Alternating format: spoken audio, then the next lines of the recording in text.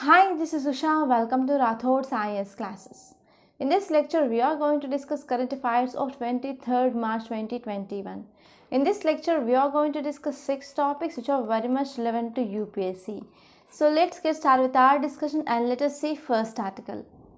So title says increase interval between 2 doses of Covishield says center.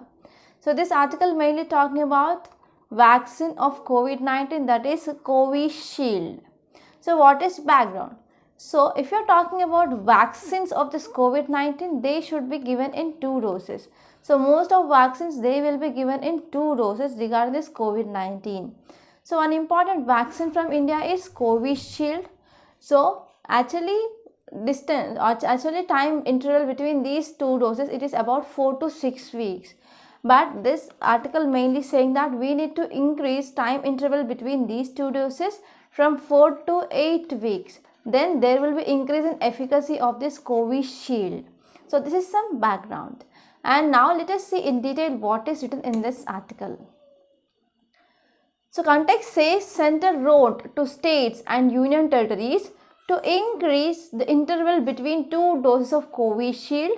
Okay, that is from 4 to 8 weeks. Instead of earlier we are going to 4 to 6 weeks, and now we are going to increase it to 4 to 8 weeks. So we discussed number of times regarding vaccine efficacy of Covishield, right? So because of that we are not going to see deep discussion of this article, and now let us see some details which are given in this article. So first important thing that you should remember here is, based on some scientific evidence, it appears that protection is enhanced if time interval between these 2 doses is increased. Okay, and we can see some enhanced efficacy of COVID-19 vaccine, that is Covishield, that will be administered between 6 to 8 weeks. And now let us see some facts regarding this Covishield. So name given to this Oxford AstraZeneca vaccine candidate, it is technically referred to AZD1222 or CHADOX1CO19. Okay, so these are technical names which are given to this Covishield. And this is version of vaccine developed by University of Oxford in collaboration with Swedish British drug maker. And SSI, that is Serum Institute of India, is manufacturing partner in India regarding this Covishield. And this Covishield, it is mainly based on weakened version of common cold virus. So we are using vector mainly to make this virus particle to be entered into our body. So they are using common vector, that is common cold virus or adenovirus. This is mainly found in these chimpanzees. And this virus vector contains some genetic material of SARS coronavirus spike protein. So after this virus which is entering into our body, so our body will identify antigen, that is SARS coronavirus to spike protein, and in return our body will able to generate antibodies, okay, antibodies against this antigen. So in this way we are having our immunity regarding this COVID-19. And now let us see next article. Title says India should back UNHRC resolution against Sri Lanka. So this article mainly focusing on 2 important things. There is human rights violation that is seen in Sri Lanka. So because of this, recently UNHRC came up with resolution. Okay, so this resolution mainly opposed by Sri Lanka. So mainly to get support, Sri Lanka which is approaching different countries like India and as well as China to support Sri Lanka in this UNHRC. We already discussed about background of this article, I think 3 days back. So now let us try to understand this article in a great detail. So this article is important regarding international relations, which comes under GS paper 2. So now let us see this article in a great detail. So what is context? India should unambiguously support United Nations Human Rights Council resolution against Sri Lanka for war crimes against Tamils in this island nation. So this is statement which is given by CBI General Secretary in a letter addressed to Prime Minister. Okay, if you see some background regarding this, Sri Lanka it is facing a new resolution calling on it to hold human rights abuses to account and to deliver justice to various victims of 26 years civil war that is going on in this Sri Lanka. And this war, it is mainly between two groups. That is, first one is Sinhalese dominated Sri Lankan government, and next one is LTTE. Okay, so in this war, Sri Lanka forces and Tamil rebels, they were accused for atrocities during this war.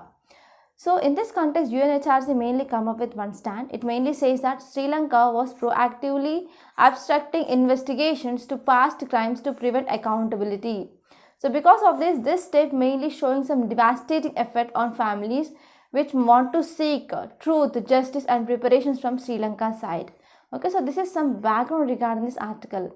And if you see some facts regarding this UNHRC, so this United Nations Human Rights Council, it is a United Nations body, and this body established in year 2006. And this UNHRC replaced former UN Commission on Human Rights. And what is aim of this? Aim here, it is to promote human rights around the globe. Okay, and next one is UNHRC also investigates alleged human rights violation across the world. And if you are talking about members, there are about 47 members. They will be elected for 3 years time. Okay, 3 years tenure. So India also elected under this council. So here Sri Lanka came and approached India to support Sri Lanka here. Okay, and if you are talking about meetings, so these members of this United Nations Human Rights Council, they will meet around 3 times a year. So in these meetings, they mainly debate about human rights issues across world. So these are some important facts that you should remember regarding this article. And now let us see next article. Center readies draft plan for district-wise export promotion. So in this context, I want to give you one small homework. So please let me know schemes which are come up by central government or union government for promotion of exports in India. So please do some research and you have to let me know in comment box. Don't forget about this homework. And now we are going to see what is this article talking about. So this article mainly talking about district-wise export promotion, and we want to increase our exports. So this article will be important regarding GS paper 3 under economy. So now let us try to understand this article in a great detail. So if you see context, it mainly says that government has readied a draft district-wise export promotion plan from 457 districts in country. So after identifying products and as well as services. So for example, there are some districts which are mainly famous for so and so arts and articrafts, etc. And some districts are famous for so and so industries, so and so manufacturing, etc. Right? So because of this, union government came up with the draft district-wise export promotion plan from 451 districts in country after identifying products. For example, if you talk about Kondapalli district, so it is mainly famous for toys. Okay, so in this way there are some areas which are mainly famous. For example, if you're talking about Shivakasi, it is famous for fireworks or firecrackers. So some areas which is mainly famous for rice. Okay, so in this way government came up with draft district wise export promotion plan from about 451 districts in country after identifying products and services. So if you see some details which are given in this article, so first one is, it is mainly aiming double-digit export growth from these 500 districts over 3 to 5 years. So we want to increase our exports. So this is first important aim. And in this context, our Commerce Ministry has asked state to prepare annual export ranking index such that will increase competitiveness between districts also. Okay, between districts, between states. And if you're talking about achievements which are come up by government, so our foreign trade, which constitute about 45% of India's GDP, and most of export promotion efforts, they are driven by center. And if you're talking about this initial phase products and natural services with export potential in each district, they are identified and they are institutionalized mechanism of state. They also came up with that, and it will finally increase our exports. Okay, so this is about the gist of this article. And now let us see next article. So before saying next article, I want to make a small announcement on this platform. We came up with this current affairs package course plus mains answer writing. So this course is very useful for students who want to attempt UPSC in 2022. So why it is helpful for 2022? Because before exam you need to cover at least 1.5 year current affairs.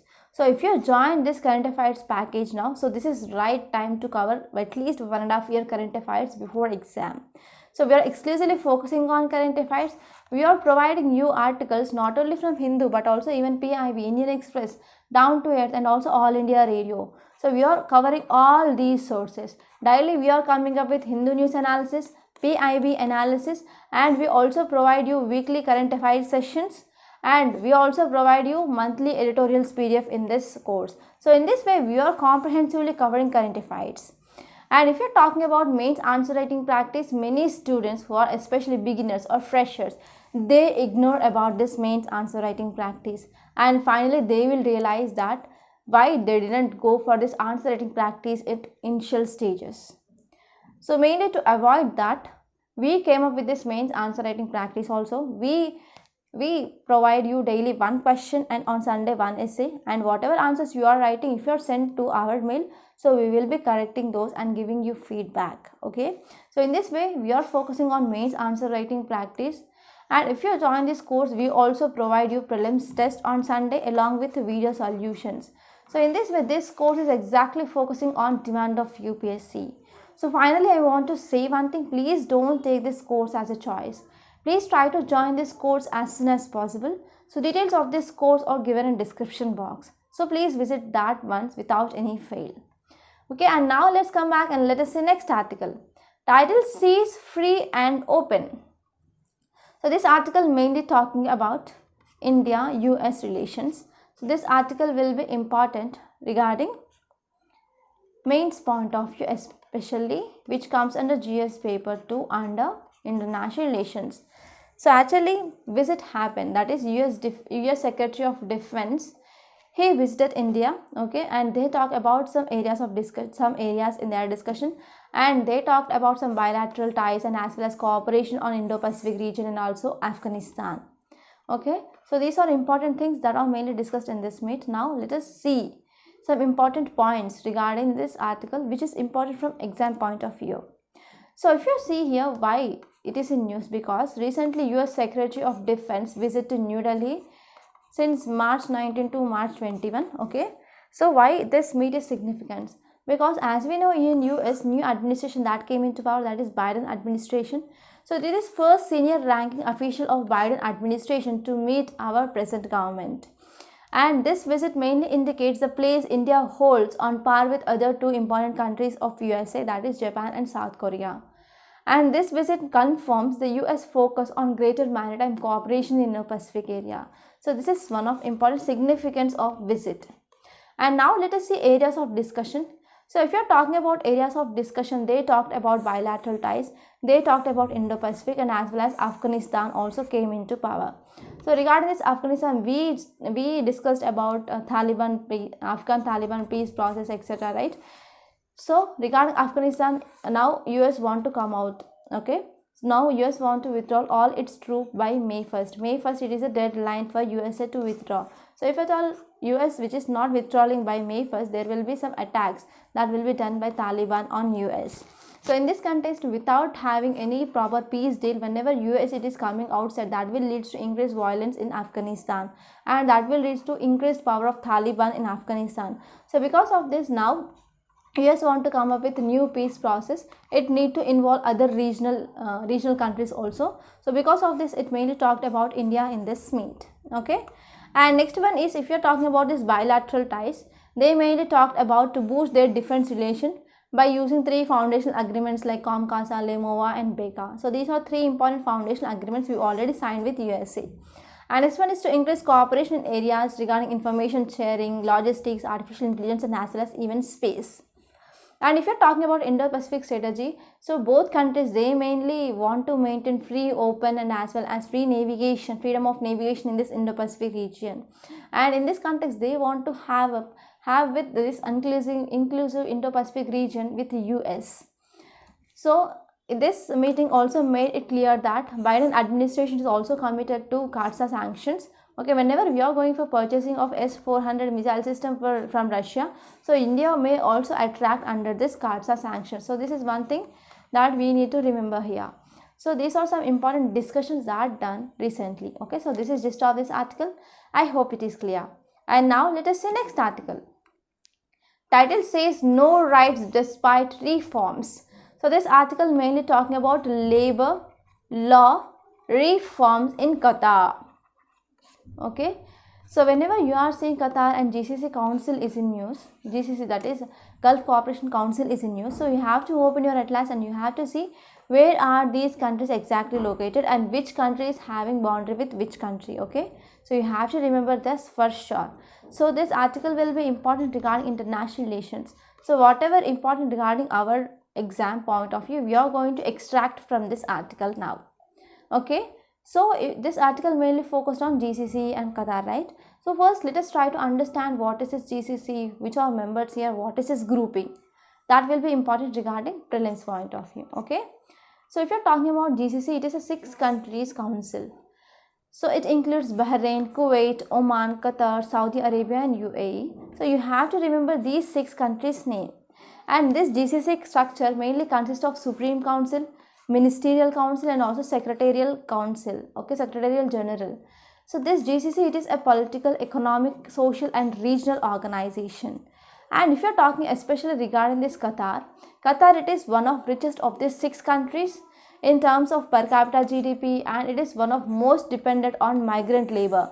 So whatever work which is done in this Qatar, it will be done by this migrant labor. So it is mainly depend on this migrant labor. So you have to remember this. So whenever this migrant labor, they are denied any rights, or whenever there is discrimination against this labor, so economy of this Qatar will be also disrupted. And this Qatar mainly accounts about less than 15%. So nations who are present in this Qatar, they will account for less than 15%. That means about 2.6 million people are present. And these nationals, they will form about 7% of labor market. That means remaining percent of labor market, that will be occupied by migrants in Qatar. So this is one important thing that you should remember for sure. Okay, so if you're talking about this Qatarization, nationalizing the workforce plan, that affects most paid jobs, and as well as that will be done in both private sector and also even public sector. So if you're talking about some details of this Qatar labor laws that have come up in year 2017. So what are this 2017 I guess, please recheck it once. So Qatar new labor laws, they mainly include 2 important things. First one is abolition of unjustified kafala system. So this kafala system, it is most prominent not only in Qatar but also in GCC countries. So recent reforms in Qatar that mainly talked about abolition of this kafala system. So kafala system means what? Requirement of no objection certificate. That means whenever any worker who is working under any other industry or any other manufacturing thing, so if he want to come out of from this company and he want to move to another company, he need to take one certificate from employer where he worked earlier. So that certificate is called as no objection certificate or kafala system. So recent new labor laws in Qatar or labor reforms in Qatar, they mainly said that abolition of this kafala system. Okay, and next one is they increased minimum wages by 25%. So these are 2 important new labor laws that have come up in Qatar here. So why there is a need of reforms? So since this Qatar mainly selected as 2022 World Cup host here, so even mainly setting in motion, and as well as there is huge construction program that is happening in Qatar, and it is mainly employing huge number of foreign workers mainly to complete this work for World Cup host 2022 here. So because of this, what happened, there are some concerns regarding this laborers who are enrolled or who are working under this, because there is inadequate legal protection, and for this the solution which is mainly come up by Qatar here is reforming or abolishing this kafala system. But this kafala sponsor system which do not have any laws here. Okay, there is no laws, there is no practices, there is no adequate legal protection against this kafala system that is present. So without so if you are talking about this Qatar, which is mainly going for international system, okay, which is mainly making some no attempt to curb this unchecked powers of kafalas, and it is also charges of absconding that are seen here against abusive employment, and there is also risk being criminalized at earlier. And we can also see in Qatar there is no mechanism to address this rampant wage theft, even though wages are mainly done in electronic payments, but there is no rampant wage theft that is seen here. There is no mechanism to address that. And most of these migrants or domestic workers like women and as well as some domestic workers, they are excluded from this kafala system or excluded from this labor laws here. So because of this, now households, they are at mercy of employer and they do not enjoy most of basic freedoms like off days, mobilities, access to modes of communication. So because of this, whatever reforms which are came up by Qatar, that are is questionable now, whether they need to celebrate these reforms or not. Okay, so this is gist of this article. And now let us see next article. Title says Unconscionable Act. So this article mainly talking about India. It is mainly breaching international law. So this article talking about India-Myanmar relations. So this article will be important regarding GS paper 2, which comes under international relations. Now let us try to understand this article. So before that, in Sunday's question paper in prelims test, we gave you one question regarding which are following states or sharing boundary with Myanmar. So if you are seeing any country which is in news, you have to open your atlas and you have to see which states are boundarying with other countries. So that will be very important regarding prelims. So mainly to understand importance of atlas only, I am also including some map based questions in your paper. Okay, so please follow my words, then it will be very easy to clear UPSC. Okay, and now let us see this article in a great detail. So this article mainly focusing on India-Myanmar relations. So as we know, in Myanmar, military coup that is going on. So because of this military coup, it mainly descended into a brutal military dictatorship again. So in some newspapers, we are seeing some scenes of past few weeks that have been very much terrible. So this military that started attacking or killing peaceful protesters, and these people are detained, and as well as communities, they are terrorized in these areas. So because of this, people of Myanmar, they are mainly pleading with international communities mainly to support them. And even these people are asking or urging Myanmar's neighbors to stand off rule of law, democracy and human rights in this area.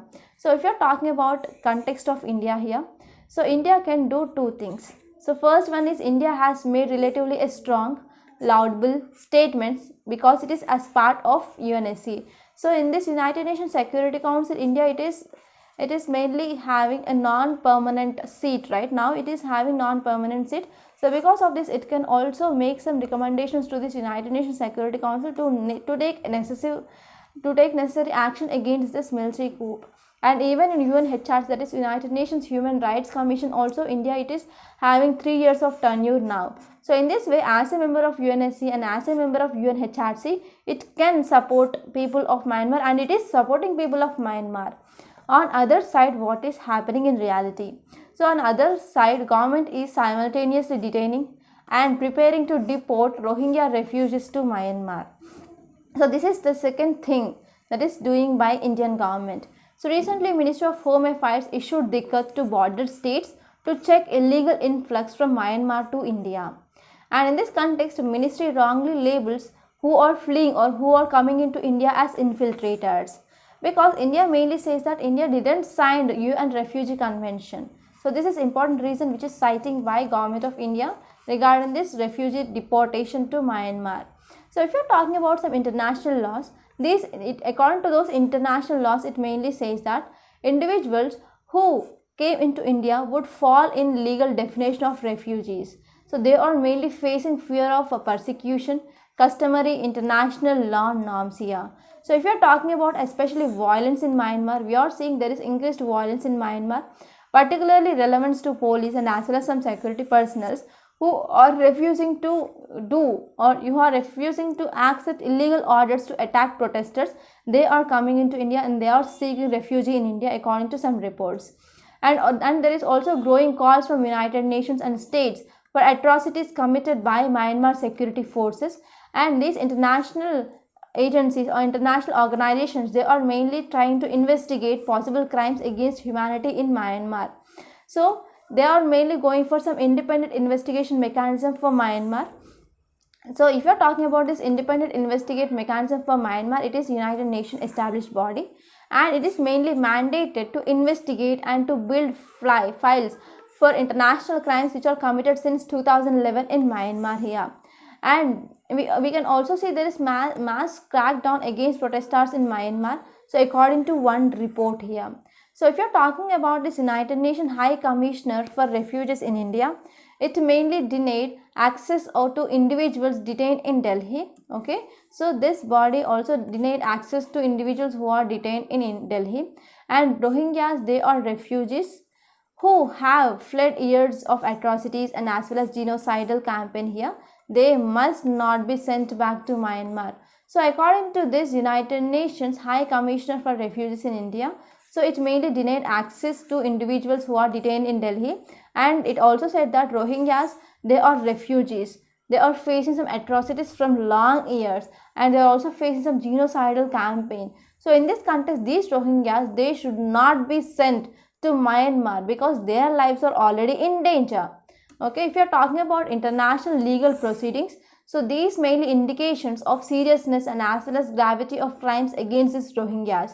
So in this way, whenever India which is deporting Rohingyas back into Myanmar, that will be violation or that will be breach of international law. So this is gist of this article. I hope it is clear now. And now let us see today's main question. India would be in breach of international law in turning its back on people of Myanmar. Discuss. Okay, try to read this Myanmar article at least twice, which is appeared on page number 7.